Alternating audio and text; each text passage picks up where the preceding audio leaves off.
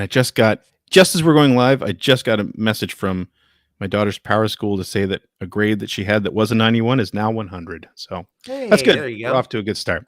Yeah. So again, thank you guys for this, and we'll just get going here.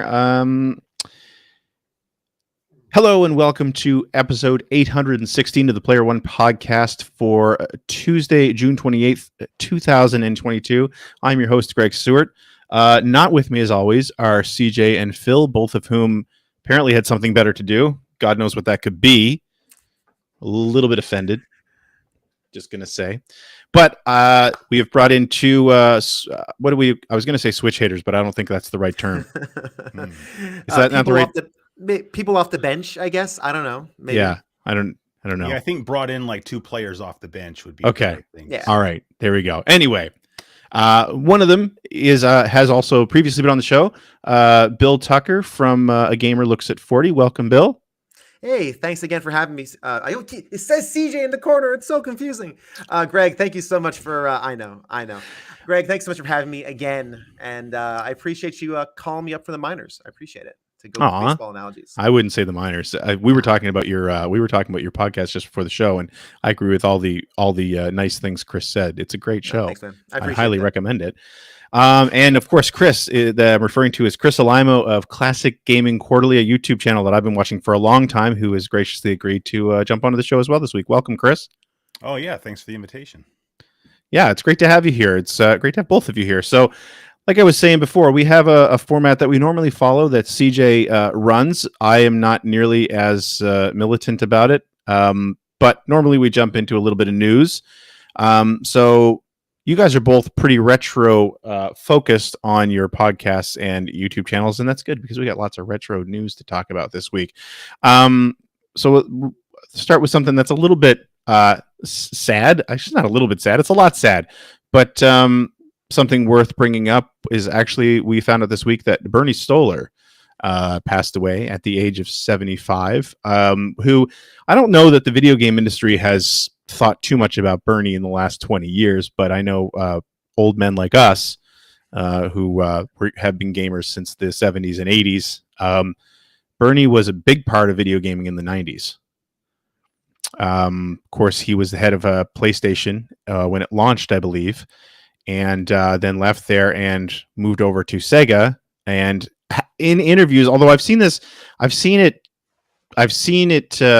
said both ways, because he famously said in an interview, I think with an EGM, that Saturn was not Sega's future. So a lot of people said Bernie Stolar killed the Saturn, like it wasn't already dead when he said that. Yeah. That's kind of odd. I mean, he was. I knew of him, but I didn't know him very well, to be honest. He's kind of like someone in the periphery of that era. That was kind of an era when I wasn't into gaming as much. That Saturn. I remember him for the Dreamcast. That's kind of what I remember him. That's the positive side of his story at Sega. He launched the Dreamcast. Yeah, that's what I remember him most for. But as I was kind of reading up on it before this episode. It just seemed like he was the kind of guy who was always looking for new things. Like he was always trying, like launching. You know, he was at Sony, and then he launched the Dreamcast, helped launch the Saturn. It just seemed like he was always trying to push forward. Which you gotta respect people who do that. I think that's really brave. You know, so it's a shame he's gone. That's a sad story. But he left a mark for sure. Yeah, like I tweeted like an RIP tweet today, and I kind of alluded to it. I think I said something like, he's not the most popular guy in video gaming history, because I just feel like I see his name get dragged a lot, especially by I think people who are really into the Saturn. They kind of put the blame on him. But as I said in the tweet, I learned a lot more about him just doing research for an episode of my show, and got to sort of see his trajectory through the video game industry, and learn more about why he made a lot of the decisions that he did at Sega. And, was surprised to learn that he was pushing to have a DVD drive in the Dreamcast. Yes. And he was pushing to have internal storage in the Dreamcast because he envisioned people being able to download games digitally way back then. And I thought that was pretty cool. I mean, obviously the guy was, as you said, was forward thinking, and maybe to some people it was to video gaming's detriment. People that wanted more 2D games in the Saturn, for example. But overall, I don't think that Bernie Stolar gets the credit that he deserves. Yeah, I think that's true. And I mean, he was divisive back then, but look, I think a lot of us always looked at it purely from an emotional standpoint. Like, I mean, and the interview that I did read from him today, that I don't know how long, I think it was 2004 or 2014 or something like that, where he did again come out and say that he was responsible for the death of the Saturn in the US. But again, it was on life support. I mean, it would have, any CEO who was going to keep pouring money into that thing was not doing their job. So, I mean, he stepped in and I think basically did the only thing he could. And yeah, he did push hard for the Dreamcast. Although it is worth mentioning too, he was fired from Sega right before the Dreamcast came out in '99 because I think Hayao Nakayama had gotten pushed out, and Isao, I forget his last name, but they did not get along. So, but either way, an interesting guy. I also remember him, a lot of drama with him between him and Victor Ireland of Working Designs, because Bernie was the one that Victor Ireland, at least very publicly, said was the reason why Ark the Lad did not come out on the PlayStation early on, because Bernie didn't want 2D games on the PlayStation, is what he always said. Whether that's true or not, I don't know. But anyway, sticking on the Sega tip, we got a little bit more news about the Mega Drive Mini 2 this week as well. Some new games, which I have to say, the new list is a little underwhelming. But I mean, I guess, it's still cool that they're doing some Mega CD stuff. I was excited to see Night Striker and Ninja Warriors being included, which are two Mega CD games that I don't think a lot of people have ever played. And actually kind of excited to see Mega Panel included, which is a Namco puzzle game. Just because it's a game that I played based on working on Generation 16. And it was just like, I think it would have been a bit of a hit if it had come over here in the US when Tetris was still a big deal. But the other thing that they've done, and maybe I don't know if you guys looked at any of this too much and can tell me why this is a thing that's happening, but they announced a controller, the USB Cyber Stick. Apparently it's based on an actual controller from Sharp back in the 90s. I had never heard.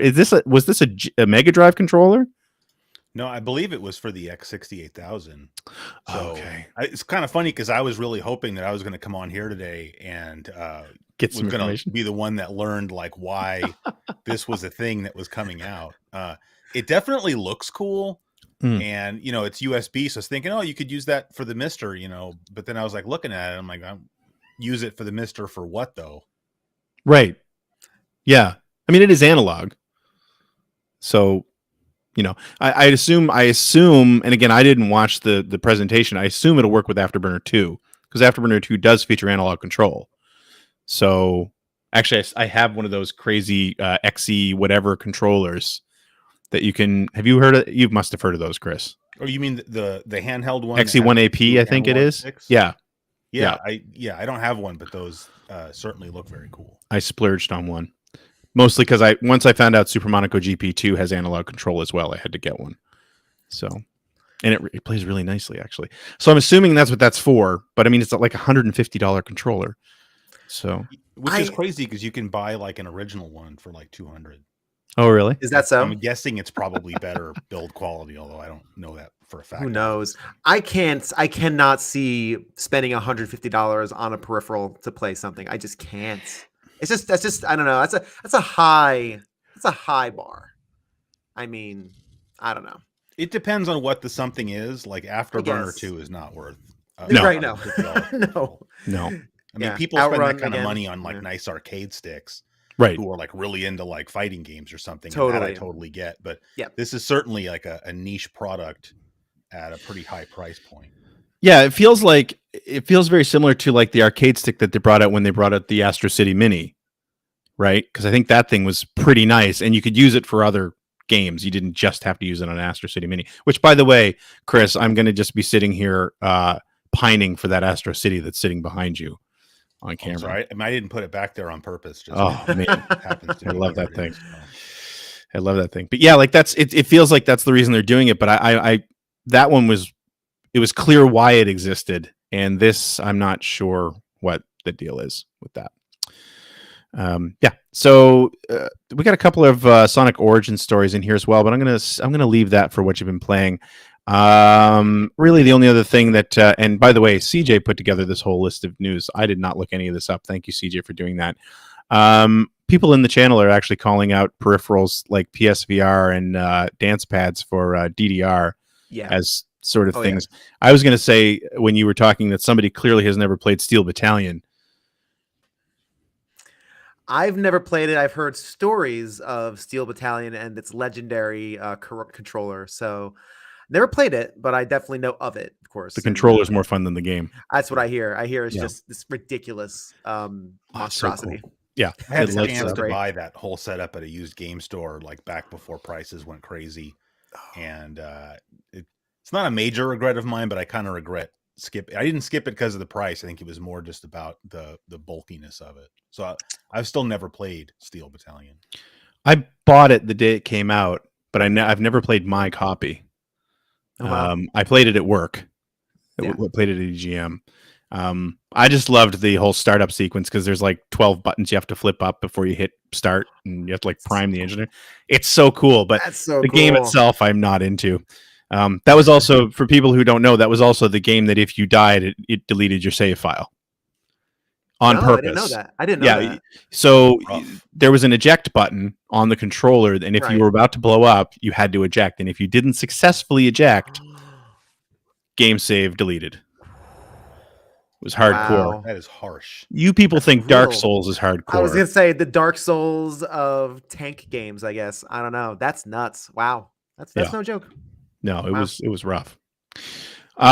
So with that, I'm looking at the what you've been playing list, and there's some really interesting stuff on here. So I think we're going to jump into what you've been playing right off here. And Bill, we're going to start with you. Let's talk about what you've been playing this week.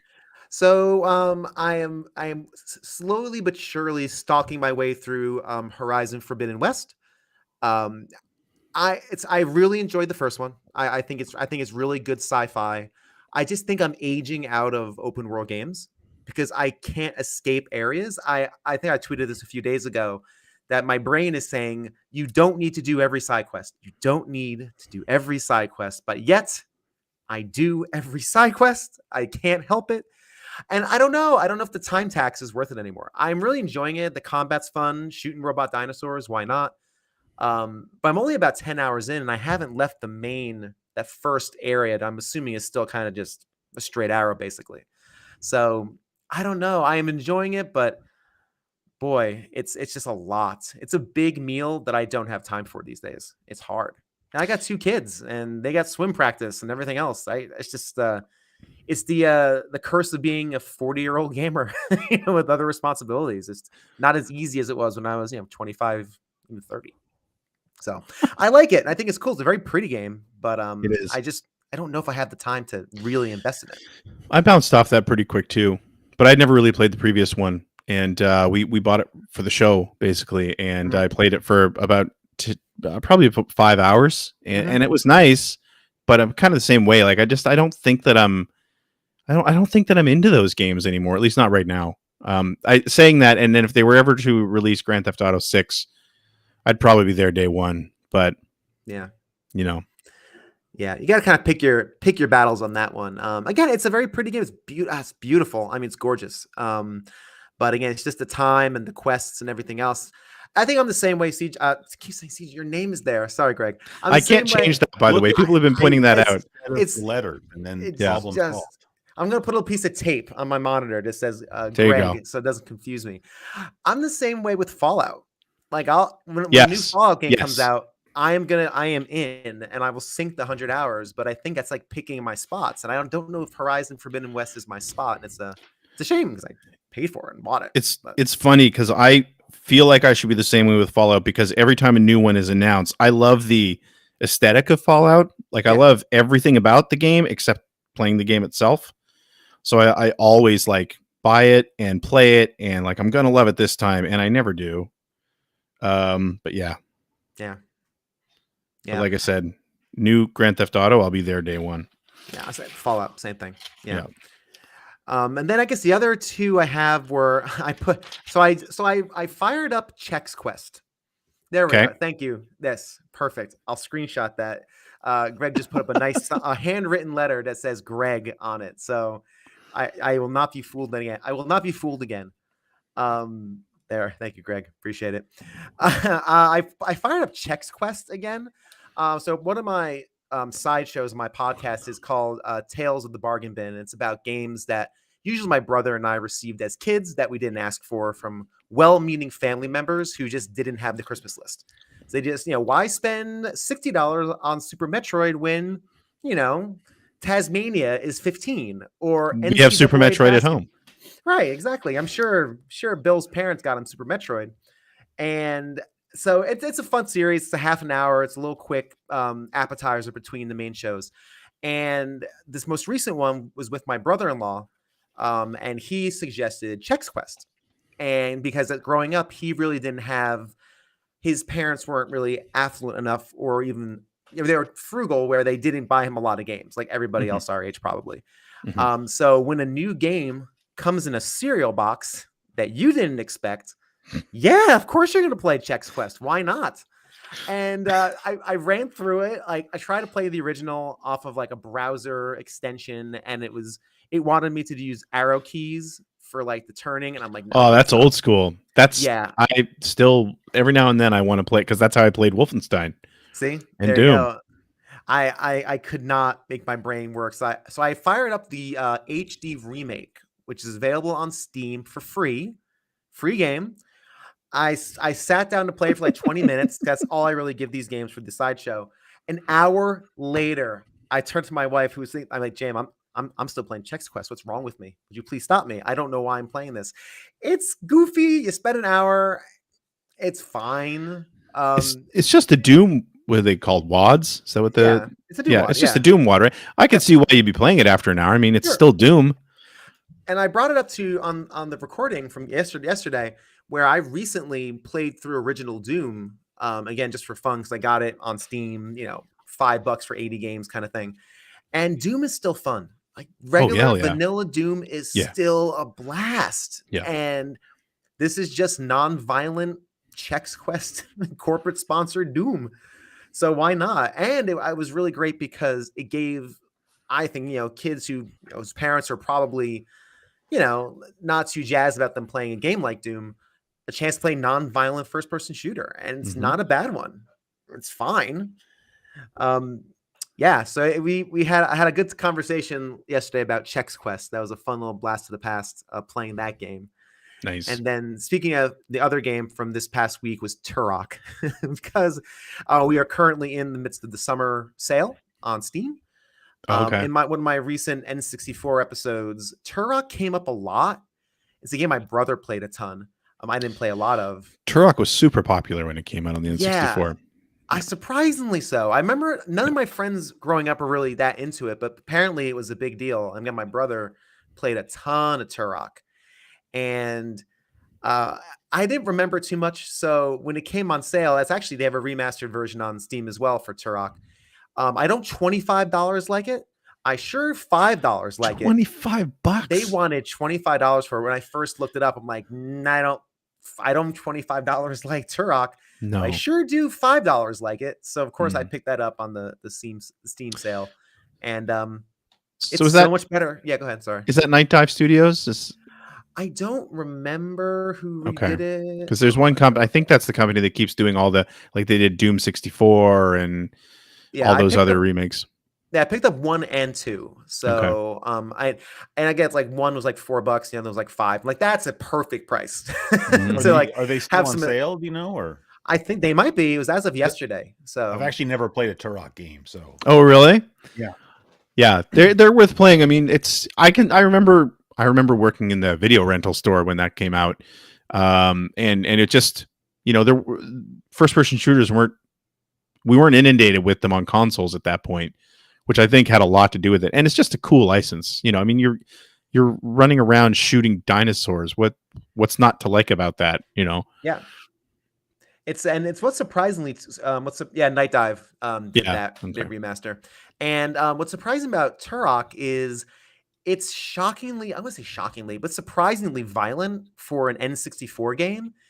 Even the first one, I mean, the second one is famous for the cerebral bore, which is one of the greatest weapons ever devised by humans. Oh yeah, I It's forgot about that. this good old cerebral bore.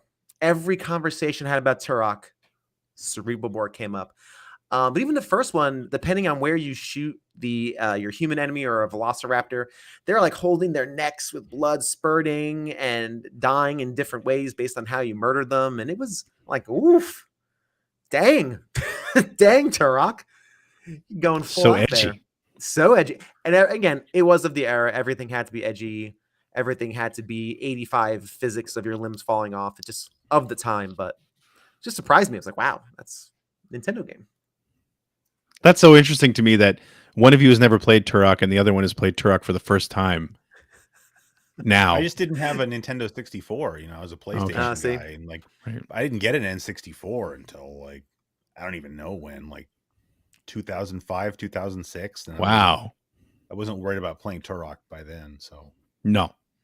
Well, they were already releasing a sequel on PlayStation 2 at that point.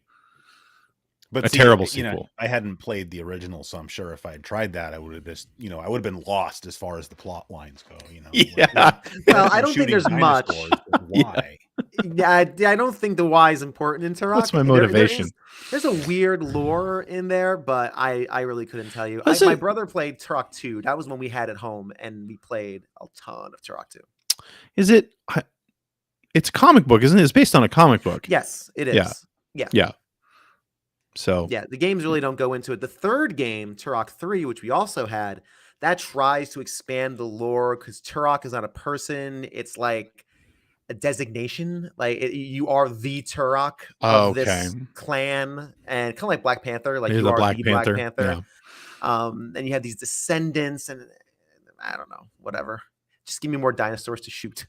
That's all I'm looking. Give me some cerebral bores and a dinosaur, and I'm having a good time. It was fun on mouse and keyboard. I mean, I cannot imagine playing it on an N64 controller. Oh boy, I can't imagine how that would feel these days. Nothing better than single analog stick first-person shooters on a console. Lovely.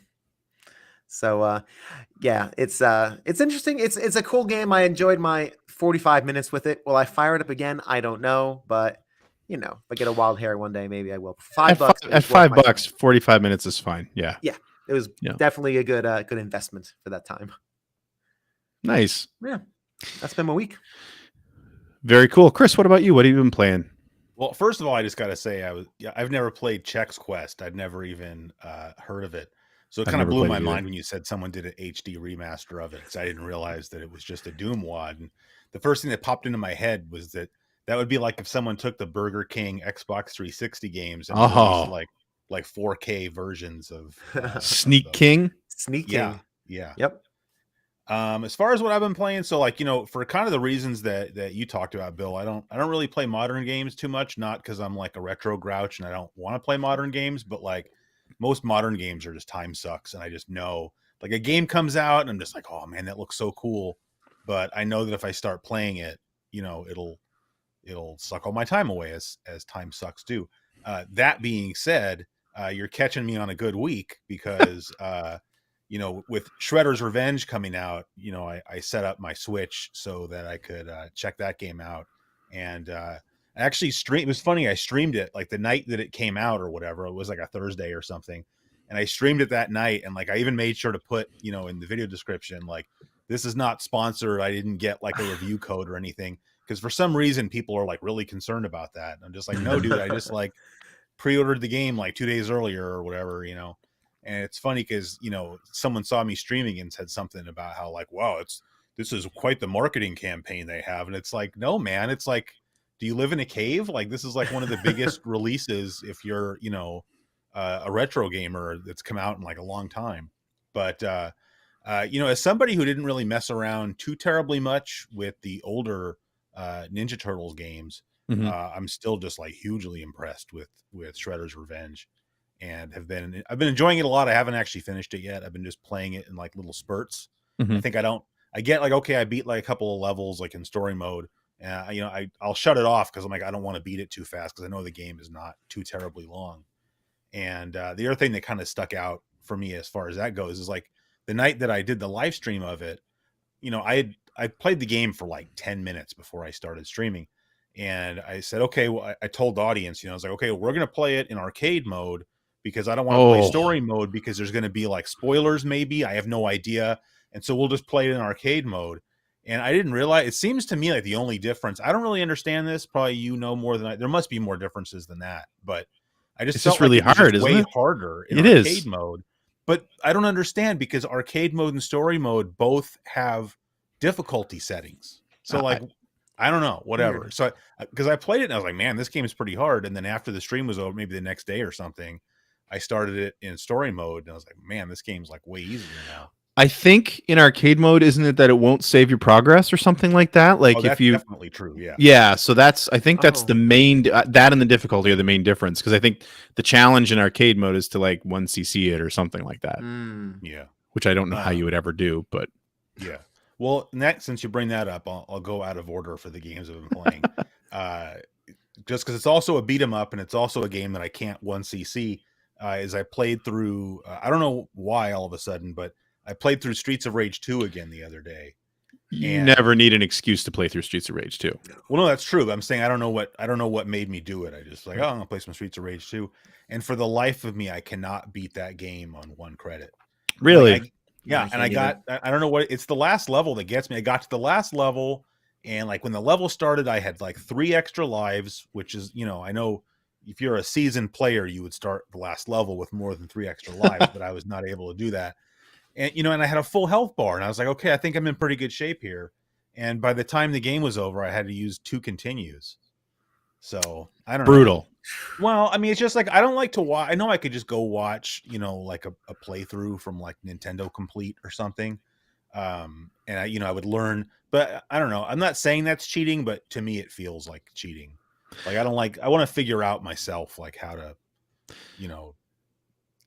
be better at the game rather than just watching somebody else do it, which I realize is kind of a stupid attitude, but that game, I mean, I'm only kidding. I don't think I could 1cc that game either. I might have been able to 30 years ago, but that game is just, man, figuring out strategies in that is part of the fun.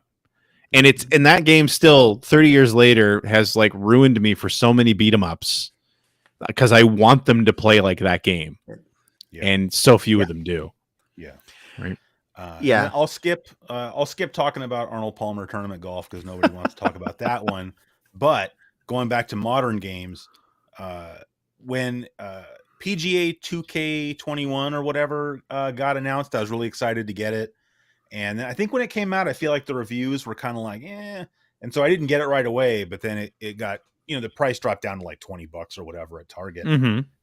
And I bought it, but then I just like put it in the cabinet with the rest of my games, and just for whatever reason I didn't open it. Like, I'll get to this later. I think part of it is like I've talked about this before, but like when it comes to like I love playing golf video games, but like they have to be 3-click swing system golf games. Yes. Or like I don't want to know about them. But I got that. I was like, it's $20. But then I think because of the whole swing thing, I was like, I'm not excited to play this, and I'll play it later. But I don't know why, but like a week ago or so, I think because I already had the Switch set up because of Shredder's Revenge, I finally opened the game and played it. So yeah, I have the Switch version, which I think this is the first time I've played a Switch game where I felt like the game was really kind of pushing the Switch hardware to like its absolute limit. Because mostly what I play on the Switch is like Mario games and like games that I download, like Sega Ages games and stuff like that. But this was a game where I really kind of felt like, man, like this seems like the Switch is kind of struggling to play this game, but it's still 100% playable. And I have to say, I don't hate the swing system as much as I thought I would. Like I still prefer like a 3-click. Like I'd rather play Everybody's Golf on the PS4. Mm-hmm. But the game is pretty fun. So I've been enjoying it well enough. So did you play Golf Club? Because it's the same developer, right? Oh, if you know that, you know more than I do. I don't know. Well, go ahead. The only reason I know that is because it's HB Studios, which is where I used to work, and they're a developer here in Nova Scotia. They're like the PGA Tour 2K studio now. So okay. Yeah. But that game doesn't use the 3-click system, right? You use the I have no idea. I never played it. Yeah, I just know a lot of people who work on it. People were telling me like, "Oh, that's that." If you're going to get a golf game for the PS4, that's realistic, not like everybody's golf, then you should get Golf Club. But I think my recollection is that I looked into it and I skipped it because it wasn't 3-click. Okay. But I wouldn't swear to it. So listen, if somebody mentioned it in the chat, and I don't know if you've ever tried this game, but if you do like the 3-click golf swing and you like golf games in general, you should check out Golf Story. Yeah, I actually have Golf Story. Okay. But I haven't played it that much. I have it, but I haven't formed an opinion on it. I think I grabbed it because it was on like some kind of crazy sale in the eShop, and I played it like a little bit. But from what I saw of it, it definitely looks pretty cool. I streamed through right to almost the end. And actually I gave up on the end because I couldn't beat the course, but loved everything about it up to that point. It's loads of fun. Yeah. Well, I mean, that's all as far as what I've been playing, unless anybody wants to talk about Arnold Palmer or Joe Montana football, which I'm guessing nobody does. Why have you I'm curious what led to you playing Arnold Palmer this week?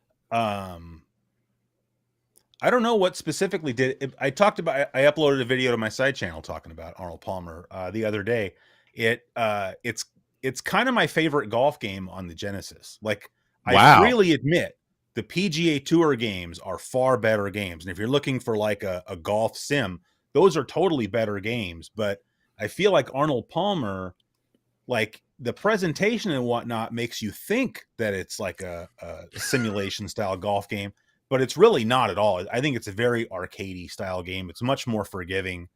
Like with PGA, if you don't get that third click, like right on, you'll be lucky if your ball doesn't go out of bounds. But I mean, hey, that's the way real golf is, like if you have a problem with your swing, that's what's going to happen. Yeah. So I appreciate that. And those are awesome games. But, if you just want to play a game and not feel like you're totally stupid, then I think that Arnold Palmer is pretty fun. Plus, I just love the presentation. I think I said this on the episode, but it's like somebody in the late 80s decided to make a game that seemed like it took place in the late 60s. And I just think the game has a really cool aesthetic. That's cool. It sounds like that kind of sounds like the equivalent of Ken Griffey Jr. presents Major League Baseball for me, like arcadey baseball game. Like I like sports games that are arcadey. Like I'm a big hockey fan. I can't play a modern NHL game because it requires me to like hold back the stick and flip it forward. First off, I was a goalie when I played hockey, so I know none of these shooting things at all. First off, and second off, I just want to hit the button and play NHL 94, which again I think is one of those almost perfect sports games because I just want that arcadey experience. I don't want to manage my be a GM and figure out the salary cap and bring people up from waivers and just drop me in. Let me play a bit, pretend I'm, playing the Devils who pretend that they're good because they're a terrible team now. And Devils are the worst. Oh, they stink. I really, back in those days too, I hated them because of Claude Lemieux. He was on the Devils, right? Mm-hmm. Yeah. I hated Claude Lemieux. Everyone hated Claude Lemieux. Absolutely. Yeah, unless Claude Lemieux was literally on the team that you rooted for. Yes. You hated like him. I think even if you were someone like I don't care about the Devils, or later I don't care about the Avalanche, you still hated Claude Lemieux. If you he was the worst. And not to get to a hockey side thing, but I was a season ticket holder for the Devils for a while, and my last podcast was a Devil show, and I'll still admit Claude Lemieux.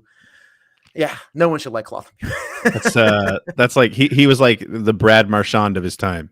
Yes, exactly. Yeah, because nobody I know likes Brad Marchand unless they're Bruins fans, and then they love Brad Marchand. He's the one that licks people, right? Yep, that's the guy. That's not. Yes. I'm not down with that. That's at least be dirty like Claude Lemieux was. I can respect that kind of. Licking people, you should be out of the league. That's another Nova Scotia connection. He's from around here too. I'm sorry. But I should mention real quick before we change the subject that I mentioned Joe Montana football and that we don't want to talk about that. The only reason I'm going to mention that is because I started kind of messing around. I'm not saying I'm going to make the video really, but because with me I'm so flaky. But I started kind of working on like a Sega Genesis in 1991 video. Oh no! Because I noticed that another YouTube channel that sort of is like Sega centric started making a Sega Genesis in 1990 video. And that kind of reminded me of like the whole Spinal Tap Metallica thing. Like where did you get the idea to make a Black Album Metallica representatives? And so now that I feel like I have someone kind of like nipping at my heels, I'm like, man, I better make a Genesis in 1991 video before somebody else does. That somebody else can remain nameless, but before somebody else does. I'm going to say, I don't know who the somebody else is you're talking about. Yeah. There's a chance that they're making a Genesis in 1990 video because a YouTube channel they really like did one at one point too that was really well done. I'm also going to say, as that person has been creating this video, realizing that it took him about 8 years to cover 1990, so you got no one nipping at your heels. When I'm going to celebrate my 60th birthday with my 1991 year in review video. So. But I look forward to that because you do great year in your review video, and yes, you were one of the inspirations. I feel the same way. I'm looking forward to watching yours, just for the same reason. Like I love when other channels do like magazine read-throughs because first of all, I didn't invent that format. I think I just maybe popularized a little bit. But so I love seeing other people's take on stuff like that. And so, and I mean, I love your show, and I think Generation 16 is so awesome, and so I'm actually looking forward to watching that video. So hurry up. Yeah. I'm okay. Wow. It's about 2 weeks away. I was doing an update on that today. I have like 11 games left. There was a lot of games that came out in December of 1990. Oh, yeah. It was a great time. Sure. Cool. So I'd be interested to see anything you have to say about, because I'm also looking down the barrel of getting into doing 1991's games, and Joe Montana football is right near the front, and I know nothing about Joe Montana football. So anyway, I think it's a good game. Like I feel like nobody ever talks about that because it's all about Madden, but like right. Or like people's, oh well, Joe Montana was made to be like a lot more arcadey, and I don't really agree with that because I feel like if you play the first John Madden football, like that game's pretty arcadey. Yeah. And I mean they were made by the same developer, famously. I think everybody knows that by now. But I feel like Joe Montana, I mean it makes sense because it's Joe Montana football. You have a lot more control as far as, it's very quarterback centered as far as the way you can pass the ball and whatnot. But I think anybody that likes 16-bit football games should not dismiss Joe Montana thinking like, oh, it's just like a crappier version of Madden because it really isn't. It was just a different version. I think they were really smart about it. Yeah. Well, that was interesting. And thank you for the compliment, by the way. But I am nipping at your heels, so hurry up. You've only got like 10 years before I get around to my 1991 video. Well, that might be how long it takes me too. So, so for me, I have a few games that I wanted to touch on. I'm not going to talk about Space Quest 4. I finished Space Quest 4 because I've been playing through old adventure games, and that was when Sierra was getting into the VGA stuff, and it was pretty cool. Although it was I'd say probably the weakest Space Quest game so far. One game that I did start playing this past week on the Wii, because I was streaming on Tuesday nights. I finished up Ease Book 1 and 2, and I moved on to another retro game. And it's another one that I've had since it came out. Bought it used, realized actually when I went to open up the case and saw, oh, I have the manual. This is fantastic. Open the manual. It was all in French. And that's the first time again, up here in Canada, that can happen. You buy a used game if it's got a manual because it has to have a French manual. Speak French? I thought all Canadians could speak. I can read a little bit of French. I can speak a little bit of French. Not well. Anyway, kidding, by the way, I don't think all Canadians can speak French. No, we just all know each other. Well, the game is true, I think. Hey, do you know my friend Doug? He lives up there in Canada. Whereabouts? I mean, I do know him, but I'm curious if you know where he lives. I think he's like not in Toronto, but like near Toronto. Well, we're all ask any in Ontario. I know that for sure. Right. Ask any Torontonian, and we're all near Toronto. Oh, okay, yeah. But not Toronto. No, the game is called Zack and Wiki, which was a Capcom game on the Wii. See, and you guys both made faces because you've never heard of this. But when it came out, we both did the German Shepherd move. Yeah, we really did. We did. It was synchronized. It was great. When this game came out, it was getting a lot of good press. So it's basically like it's like a point and click adventure, but it's not really a point and click adventure. It's a puzzle game. It's done in levels where you play as a pirate named Zack and his little flying golden monkey named Wiki. And I think the subtitle is Quest for Barbaros Treasure, and basically you're trying to put together a skeleton of an old pirate, Captain Barbaros. And so like every time you're dropped into a level, it's literally like, here's a treasure chest with a piece of his skeleton, and figure it out. Like that's kind of it. So like the level I was just in, you show up and you're basically, I think they're supposed to be cannibals or something that are like worshiping this idol. And so it's sort of feels very LucasArts actually. So like you can't go near them or they'll attack you. But then you'll also see that one of them's over in the corner mixing soup. And like you just have these various things there are mushrooms that will put people to sleep that you can grab, and there's like a snake nearby that will attack you if you get near it, but you can drop a stone that hits the snake and knocks it out. It's just like it just gives you a bunch of puzzle pieces and it just is like, go for it. And it's really, really good. And yeah, somebody in the chat has just mentioned, so somebody in my chat was saying like, this, as we're playing it, we're all completely falling in love with it, and saying like, man, this is a game that needs a remaster. You know, we really need a new. It would be great to have this on a modern console, because I feel like not a lot of people played it. And then someone looked up the sales number, and it sold something like 126,000 units in North America. So I don't think it's ever getting remade. But that's one of the reasons why I stream, because on Tuesdays I just do retro games, and usually I have a pretty big collection, because I think, as a lot of us have done at one point or another in our lives, we just buy a bunch of games we never play, especially if you buy Steam games. But I don't do that so much anymore, but I still have this massive collection that I've never really played. So I'm kind of discovering the games I've owned for 10 years or 20 years, and this is definitely a gem for sure. I'm looking forward to continue playing it. There were two other retro style releases this week that I jumped in and took a look at, and I'm going to talk about Sonic second, because there's a few news stories to cover there. But one of them was Blade Runner Enhanced Edition. So did you ever play the Blade Runner game from Westwood? No, I haven't. Okay, so it's very highly regarded. It is an adventure game. Came out in like 97, I think, or 98, and it's very cool. It was very multimedia. And you play as a Blade Runner named McCoy, who his story runs perpendicular to the story in the movie. So like you never see Deckard. He gets mentioned, but you do sort of meet characters from the film as part of your story. So like while you're doing your investigation, the investigation that's in the movie is taking place at the same time. But like you'll come across like Chew, I think the guy who created Eyes in the film. You'll run across Terrell. You speak to Terrell at one point as well. So like it's and it really captured the look and feel of the movie beautifully. Again, because it was all, full motion video. This was a PC game, correct? This was a PC game, yeah, CD-ROM PC game. So it was up until a few years ago, it was notoriously hard to run on modern console or modern PCs, as a lot of games from the 90s are. Yeah. Right.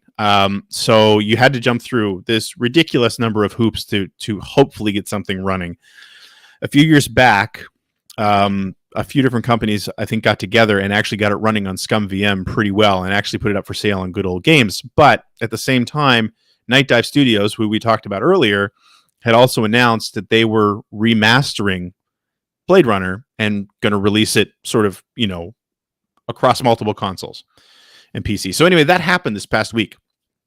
I was a little bit shocked because the price is like $15, which seems really low, especially when you consider that they had to jump through a ton of hoops here for legal rights to something like this.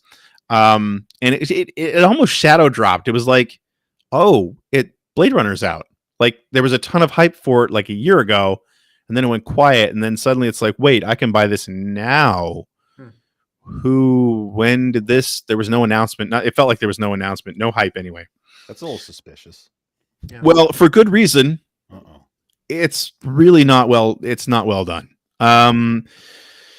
So one of the things that they were told, they used like an AI upscaler for the CGI movies, which in still screens, I guess looks good.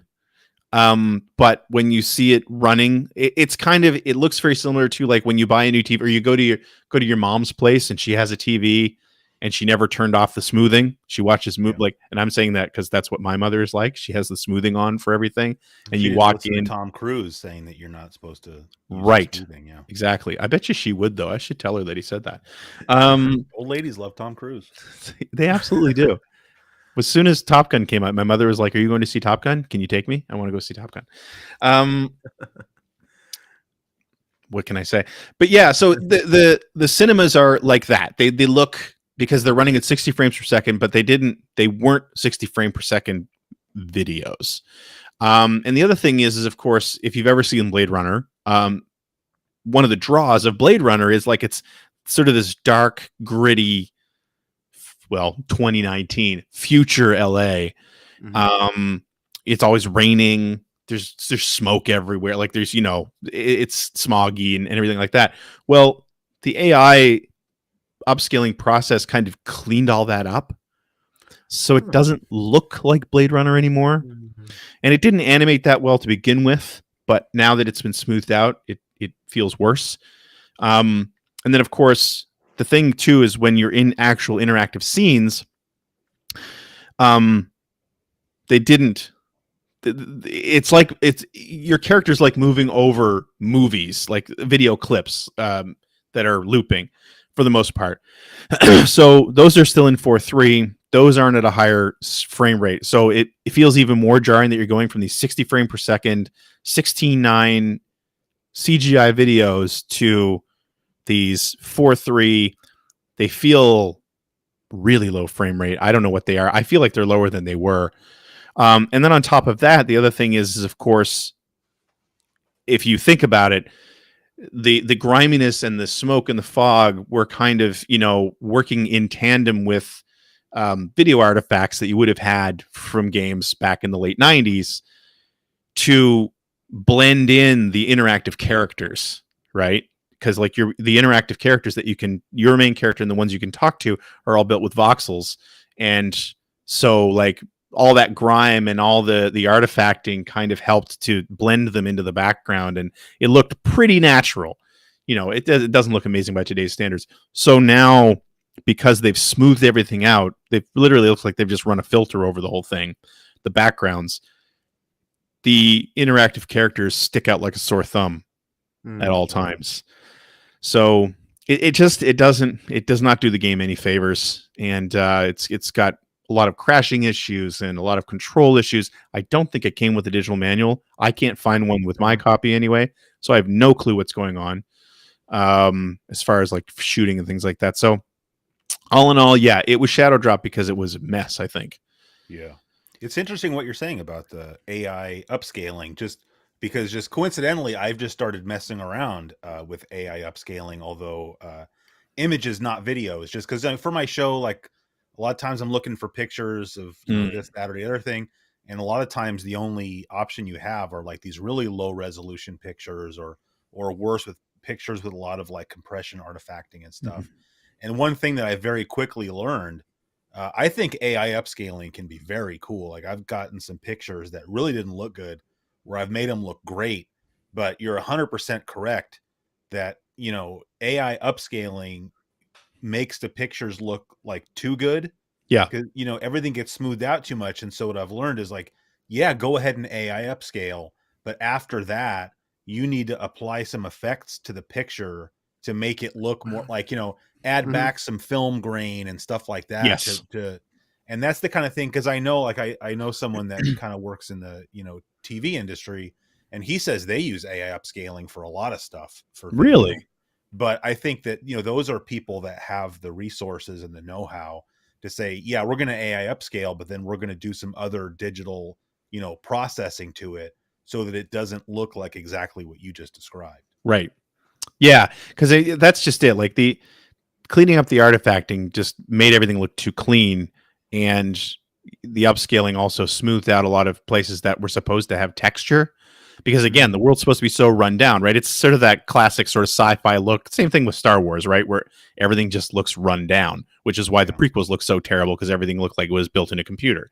Right. So, yeah, it's a shame. I think it's interesting to look at it from the standpoint of, like you mentioned, film grain. Because again, when Ridley Scott made that film, obviously they were using the film grain, the fact that it was going to look that way anyway, to give it a certain look. And you lose it with this, which is, it's a real shame. And Night Dive Studios is well known for supporting their games. So, and I know they've already come out and said they're working on a patch for like I think more for the crashes than for the visuals. But I hope that they figure out a way to make this look good, because it is a really good game. And of course, you know, if you're a fan of the film, you're playing something that's pretty much, you could call it canon, which is great. You're visiting scenes from the film. You're actually in some of the scenes in the film as well. I always love the way they handled it, but it's a real shame that this is how this has turned out, especially for console, because there's no other way to play it on a console, right? I mean, you can play the Scum version on your PC, but otherwise, no. Is it you had mentioned that somebody did the Scum deal and put it up on Good Old Games? Is that one still there? Like, no, they delisted it. Okay, that's what I was afraid of. But if you buy the enhanced edition on Good Old Games, it comes with a free copy of the Scum version. Oh, well, that's not so. And it's not very expensive. I mean, you know, the things, like I said, I think it was $13. Mm-hmm. So it's super cheap. It's not bad. It's not bad. It's not Turok cheap, but you know, not quite Turok cheap. And I think it's a shame too. You mentioned how the upscaling, the uprising didn't do any favors. I think it's really interesting how a lot of these older games use its limitations to its benefit. And I think absolutely.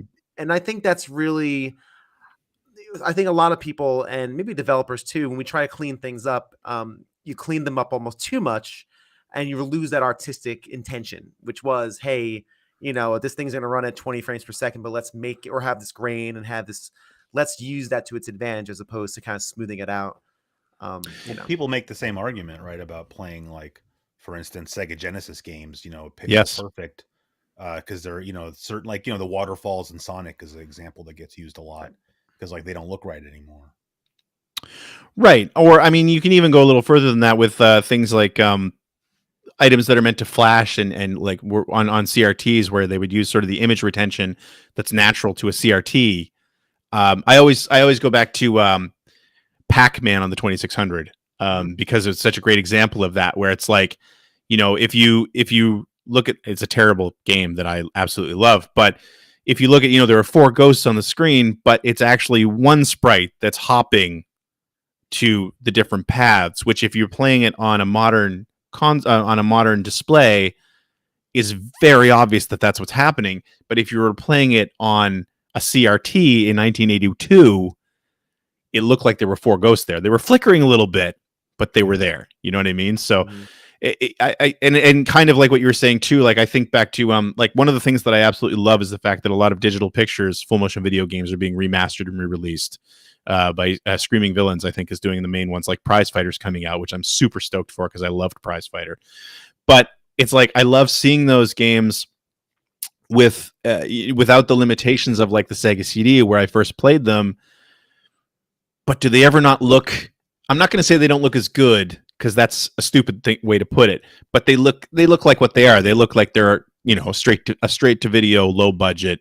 You know, there's a charm with that, but it loses something with, like, because of the limitations that were on the hardware. You were just so amazed to be seeing what you were seeing. You didn't care about the quality of it as much as now. And when you look at it now, it's like, wow, this was somebody was just running around with a VHS camcorder the whole time, and you know, and there are strings on everything. But anyway, but I say that again, still love that stuff. So the other big release this week, as far as retro games are concerned, is of course the Sonic Origins collection, which was done in the Retro Engine, which is Chris Whitehead, who remade Sonic CD way back at this point. And they've kind of given that treatment to all the Sonic games. So, well, not all. So this is Sonic 1, 2, CD, 3 plus Knuckles. You can play them all in widescreen, and they are not ROMs. They're rebuilt from the ground up in this Retro Engine.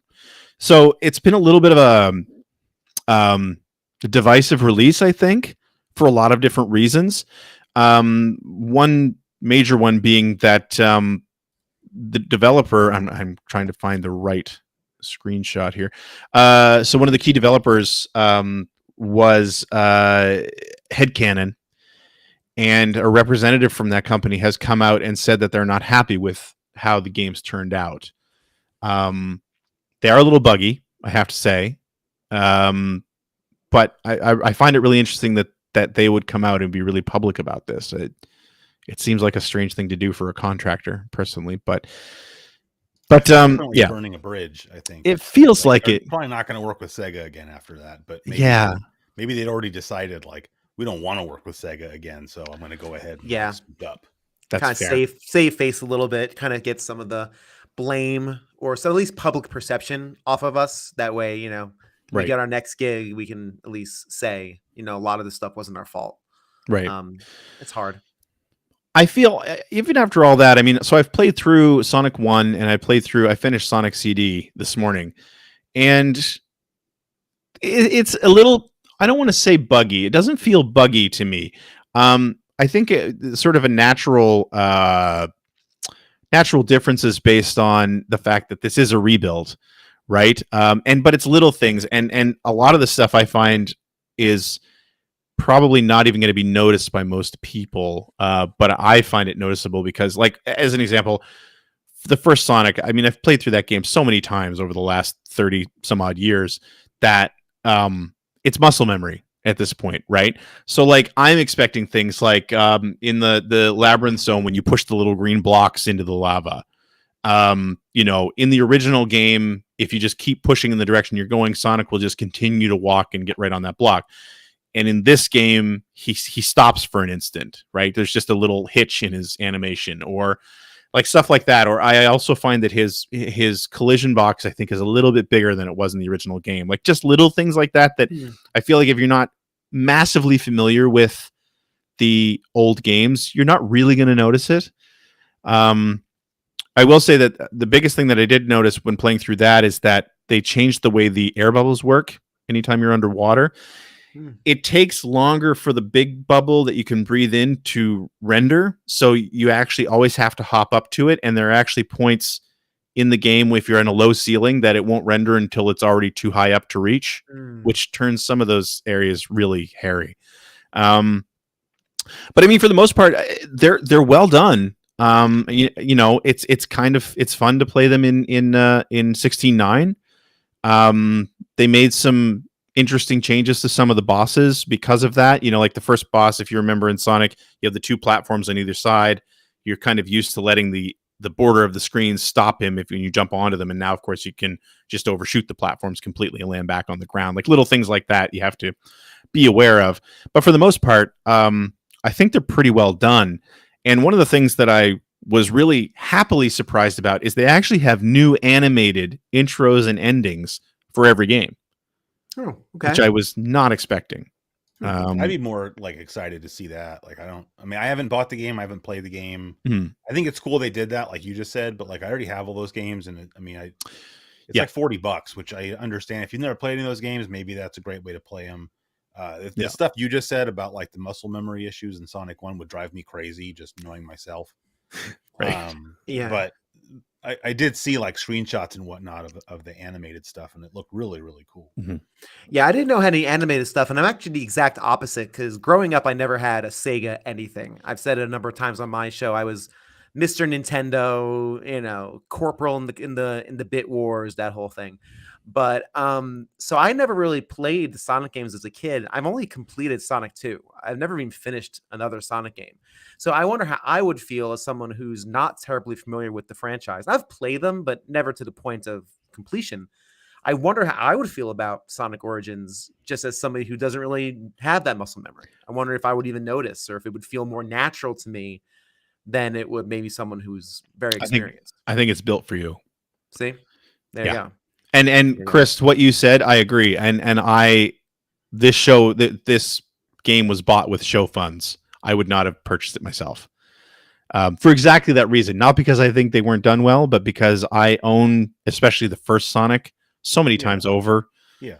What's the point of spending 40 If I was going to on it? like stream it or something, then I would just use some show money and buy the game. But I wasn't really, I would rather do a live stream and play the original games. Right. Yeah, but I mean, if you told me you bought the game with your own money because you just liked it, it's not like I would judge you or anything. I felt you judging me. All of the judgment, just. But so what I will say though, yeah. So I was really happy. I was really happy and happily surprised, pleasantly surprised is the phrase I'm looking for. Pleasantly surprised to see those little intros, and they even did new animated intros and outros for Sonic CD, which of course they didn't really need to do because that already has an animated intro and outro. So it was nice to see that. But what I will say that I'm completely disgusted by in this collection is, first of all, like and I don't even know if I had this, they released different versions of this game with different DLCs. And I couldn't even tell you what exactly came with what. I ended up buying the digital deluxe version, which I think, so there's a museum in here that includes videos, music tracks, and illustrations.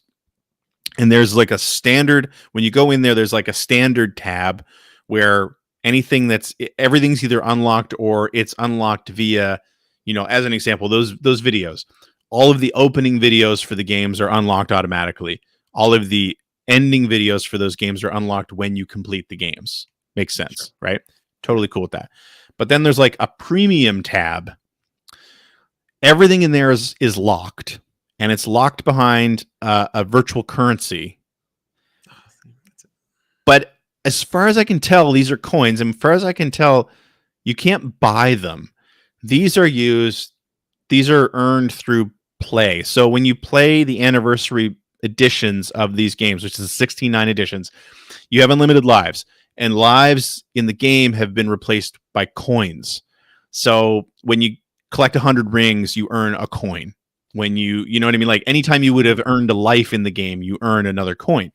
And this is the currency that you use to unlock things in these premium tabs.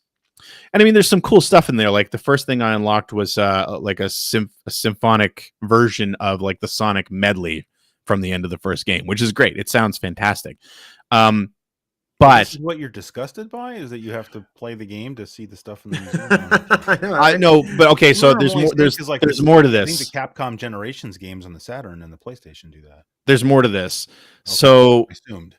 So the other thing with these is that it doesn't come with any kind of rewind function, which I think is kind of needs to be standard in these kind of compilations at this point. But that's just me, because I'm not playing Sonic again because I want to prove I can beat Sonic. I just want to see the damn thing and I want to experience it again. You just need to get good. That's fair. So of course, in all the Sonic games, if you unlock a bonus stage, you go and you get like a time stone or a Chaos Emerald, whichever game you're playing, that changes what it is. It's easy to screw up those stages. Obviously, they're really difficult. If you finish one of those stages and you haven't gotten the Emerald or Time Stone, a little modal pops up on the screen and says, you failed to get this. Do you want to spend some coins to go back and do that level over again? And I discussed it is a strong word. What I'm irritated about is that in general, I hate free-to-play mechanics invading games where it doesn't make any sense. I don't understand why that needs to be a thing.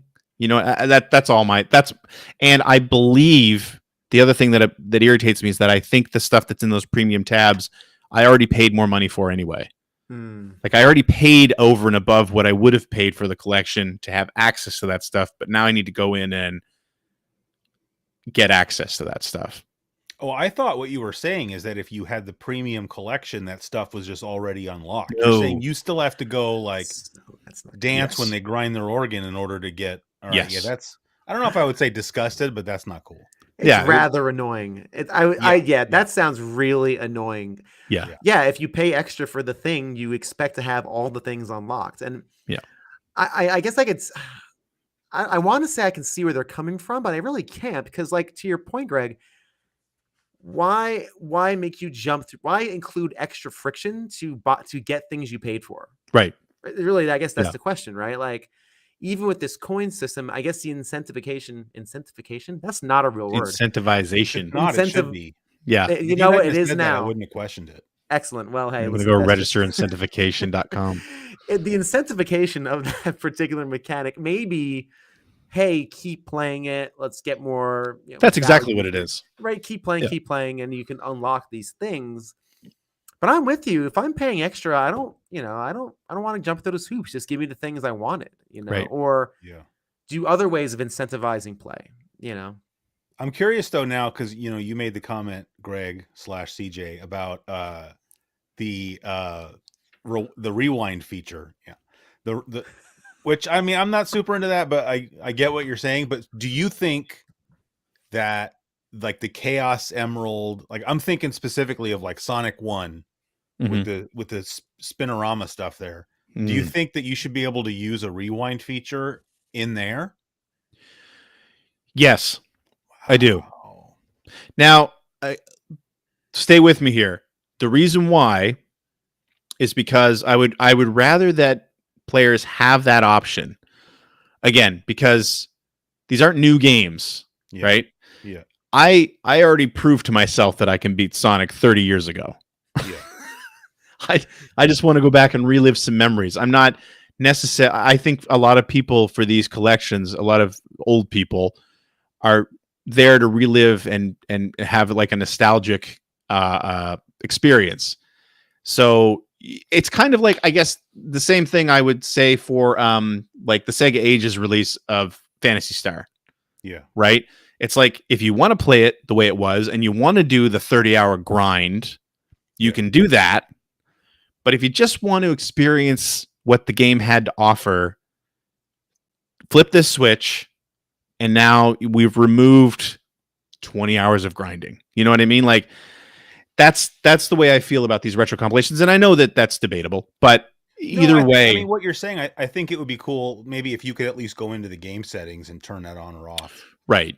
To me, it's just like, well, if the rewind feature is there, I feel like I'd be too tempted to like use it, but if you could turn it off and say, no, I want to try to play Sonic, straight or whatever and get the good ending, then I'd like to be able to do that without having to like exercise self-control. Right. Conversely, you know what? If you don't want to do a rewind feature and the setup that's already there, it's like, you know what? If you want to go back and try it again, that's great. Sure, I'll go back and try it again. Don't make me pay some stupid virtual currency to do it. Just say, because otherwise the game is unlimited lives, and there's no other point. At no other point do they, if you died, they say, do you want to go back to a checkpoint, spend a coin. It's just these things, right? Yeah. So it's just like, whatever. I get what you're saying. Yeah. Yeah. It's interesting you mentioned that about replays and such. I didn't mention this in the games we're playing because I've been just kind of like mainlining. Quick little aside. The air conditioning in my house went out about a week and a half ago, and I live in Texas. I remember this story. Yeah, it just came back. We just got it replaced for an exorbitant fee. I don't like signing checks that big. As if living in Texas wasn't bad enough. Living in Texas with no air conditioning is... Yeah, there's all the negatives of living in Texas. No air conditioning on top of that is just beyond the pale. So we were staying at my in-laws' house for a few days, about a week almost, because they had air conditioning. So I was away from my computer, and I just had a Switch. So I've been mainlining Aria of Sorrow for the first time. And I've just been mainlining. It's great. It's really fun. It's a good Castlevania. game. But the Castlevania collection has all that fun stuff. It has a replay. It has save states. And when I play games like that, I try to have as an authentic experience as possible. But I love having those safety nets. So if I'm going up against death, and I'm getting wrecked, I don't want to have to go through the select screen and the start screen, pick my character. I'm going to save state right in front of the door, and then I'll go through and I'll do it. So I love the more options you give people, the better. I always think that's always a good thing. More options are great. So I'm all for the replays. I'm all for the save states. Give me all the options, and then I'll make the choice whether or not I want to use them. That's it. Yeah, and that's all I was saying is I would just hope it would be an option that you could turn on or off. Oh, God, yeah. I used to be kind of like, I don't know, I had this weird attitude that I was like anti-save state. And someone kind of had to point out to me, it's like, well, you're an adult too, and you don't have all day to play video games. And like having, right. Because to me, it's all about, I was only looking at it from the point of view of just sort of like quote unquote cheating. I won't say that it's cheating, but, not playing the game straight, and using save states. and not really even thinking of it from the point of view of like, hey, maybe you got to go and you're not near a save point in like Aria of Sorrow, for instance. Right. Perfect, So it's nice to be able to just like click save state. So yeah, no, that's use exactly it how it. you want to have that experience. That's really just that what being said, experience if you want to use save states to quote unquote cheat, like I don't care. Like anybody Right. that gets weird about that and wants to tell you how to enjoy video games is a weirdo. So That's my thing too. I agree with that 110%. It's like, don't tell me how to enjoy my leisure time. Yes. Right? Like, yes, this is supposed to be fun. If what's fun to you is Dark Souls, the challenge of Dark Souls, I respect that. That's not fun for me, but that's totally cool. That's how you want to spend your leisure time. Yeah. But I will say, as far as save states, this thing also does not have save states. However, it automatically saves at every like checkpoint, whatever those things, like the signposts. So I mean, you're never more than 30 seconds away from where so that's not a big deal to me. But yeah, anyway, again, it's nitpicking, but I don't like the idea of paying for something that I have to then further unlock. But I'm fine with the stuff that is in the game and locked behind an achievement, basically. Again, I totally don't put all the ending movies there that I can just go and watch right away.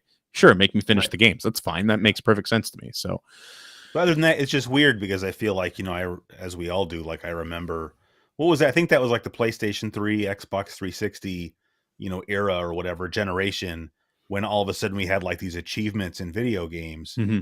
And it's like now, well, maybe not now. It's probably been going on for a while, but I don't play modern games that much. But it's now you're almost like monetizing achievements by saying now you have to get achievements in order to unlock other parts of the game. And that's kind of annoying. Yeah, it's that the best way I can describe it is like I said, it's just the sort of the invasion of the free to play mechanic. Like, I at least would understand it more if you could buy these coins. I wouldn't be okay with it. I wouldn't be happy with it, but it would at least make more sense to me. That's where I thought you were going when you said you discussed it. I thought money was more money was entering the equation. Yeah. No, just time. Yeah. And it just depends on how much your time is worth, I guess. But like, I'd be more disgusted if like you're playing Sonic 1, for example, and it's like, whoa, do you want to try to get, you made to the bonus round. Like, do you want to try and get the Chaos Emerald, or do you want to spend $1.99 and just buy the Chaos Emerald? Like, that's disgusting. That's gross. That would be, I can't even, it's actively making my skin crawl. That's like that idea. That's bad. That's bad. See, and I feel like we're never more than 1 or 2 games away from that being reality. Never one or two more patches away from that being a reality. That stuff's not great. That's the other thing. Every time something like this happens, in my mind, it's like, is this a trial balloon? Like, is this you sort of pushing it a little bit? Because we've seen that so many times in the last few years where companies have backpedaled as soon as they've tried something like that and it's blown up and everybody freaked out, and then they backpedal and just say, oh, so that's not how it's supposed to work. And it's like, I don't really believe you. I think it was how it's supposed to work, and the canary died. So you backpedaled, right? It's doing the stretch before you put your arm around the girl. Exactly. She recoils. You're like, oh yeah, just like sorry. Back sore. That's exactly what it is. Wow. And once in a while, she doesn't mind, and you're like, wow, didn't even notice. Fantastic. Oh man. Oh my god. It's not good. Yeah. CGQ dating tips. There you go. There's another channel for you. There it is. There you go. There it is. I got to do classic cooking quarterly before I do dating tips. And, I need to. I haven't watched that yet, either. But so. No, you nice. What? I haven't. You have a cooking channel, right? No. I thought you did. Me to have one because I'll post pictures on Twitter or whatever. Oh, I cooked whatever, and people are like, oh, like I feel bad. Like some guy even sent me an apron and everything. Like, here you go. Now you can make your show. Wow. And I'm like, making cooking videos is like way harder than it looks. I mean, making any video is way harder than it looks. Yeah. But, yeah. No, I guess enough people have asked you that I've seen that I just assumed it existed. Wow. Because I was like, I was going to apologize for not having ever watched it, but no. It doesn't exist. You are forgiven, sir. You're forgiven. Yeah. Yeah, I can't imagine making a cooking show, like all the angles and lighting, and I can't. That sounds crazy. So yep. Don't blame you. Anything with a multi-camera setup, I'm not down with. I'm just not happening for me. Well, I mean, magazine read through, that's a 2-camera. Not for me. Not for you. Well, No. I started off not doing 2-camera. Like, yeah. I only do 2 cameras, honestly, for magazine read-throughs because it's to hide cuts.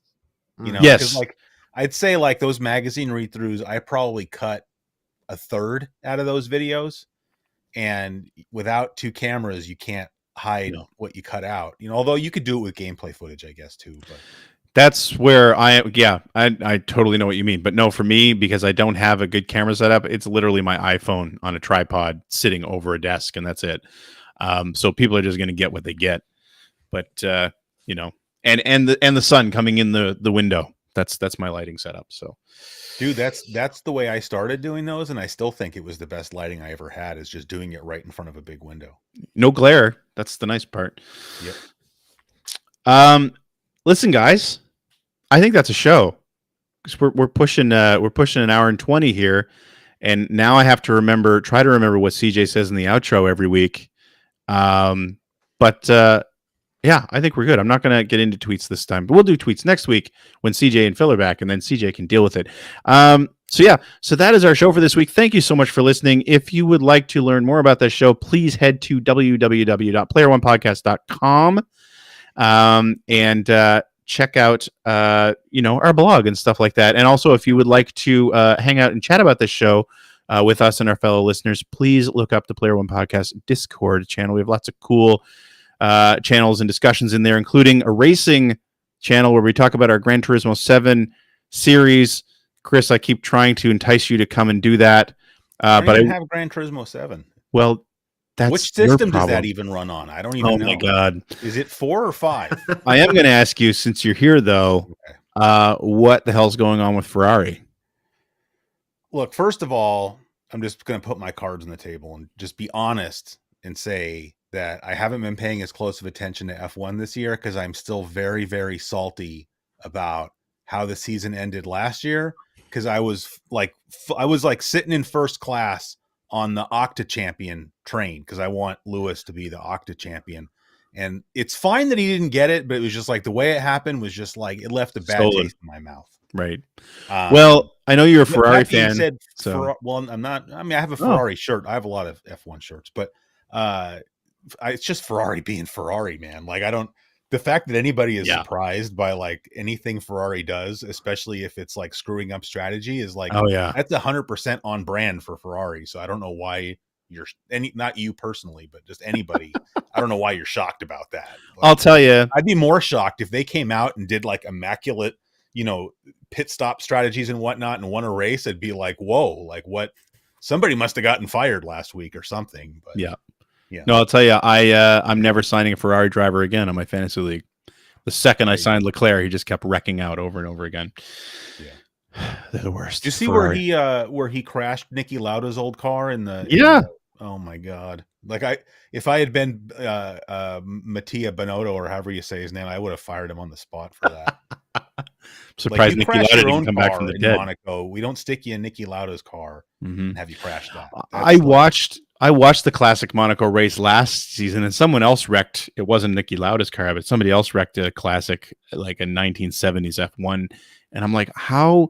If I was a collector and I own one of those, there is no way I would race it. Like, you're crazy. I don't know, man. I mean, all kidding aside, like they're race cars, and like it makes me a lot happier seeing somebody racing it around like at something close to like race speeds rather than it just being some lame parade. It's just.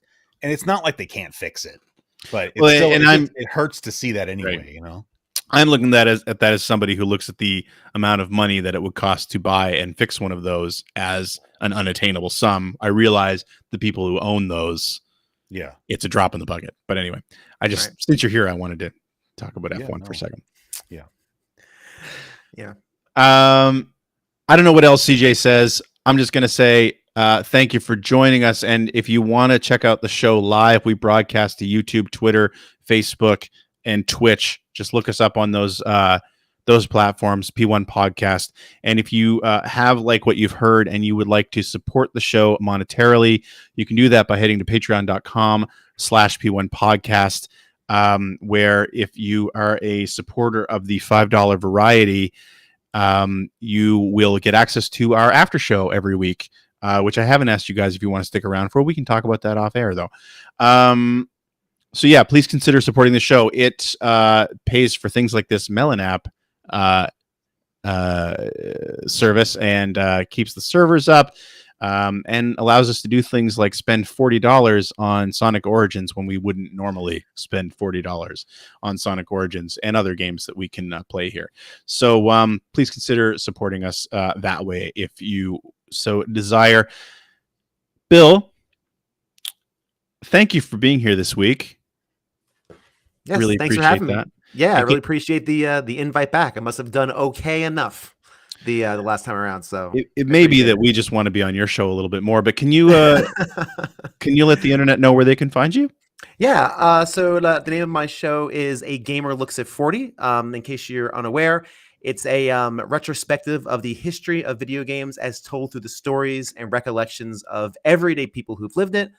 Greg has been kind enough to be on the show a number of times, sharing his expertise and his knowledge and just the story of him and a lot of other people's history of games. It's kind of like getting to the heart and soul of the medium as opposed to the nuts and bolts. So it's kind of these little documentary style shows, and I think it's a good amount of fun, and I appreciate all the kind words, Greg and Chris, that you've had. Twitter is where I'm mainly found. A Gamer Looks at 40 on Twitter. There's a link tree in the bio. All the podcasting things are there. So you listen to shows, you know what to do. So go and do likewise. And I hope I can be your 8th or 9th favorite podcast. That's kind of like my goal there. So there you go. And highly recommended. Yeah. It's and I realize the irony of me saying this right now, but his show is so much more interesting than three dudes sitting around microphones talking about video games. Just gonna say. So yeah, thank you for being here. And Chris, also thank you so much for joining us this week. Really appreciate that. Glad we finally could get you on. Yeah, no, thanks for the invitation. It was nice to, for 90 minutes get to sort of rise up into the upper echelon of content creation. And can you let the people know where they can find you on the internet? Yeah, the easiest thing to do is actually exactly what Bill said. If you go to twitter.com/CG Quarterly, I've got a link. I just got Linktree. It's very exciting.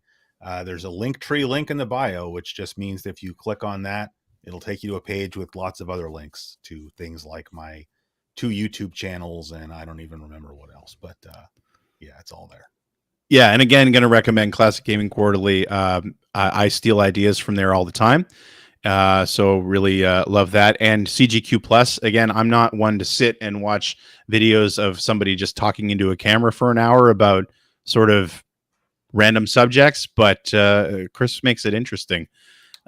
So yeah, I was recently told that my show is goated, which first of all is, that's high praise, that's goated, but it also shows you that really I'm just like cutting across all demographics, because like dudes our age don't say that anything is goated. Like that's true. I think I might have had to look it up. I'm not sure, but yeah. Nice. Well, again, thank you guys so much for being here. Please join us again next week when CJ and Phil will be back. And in the meantime, stay safe, be kind to one another, and hope to talk to you again next week. Goodbye.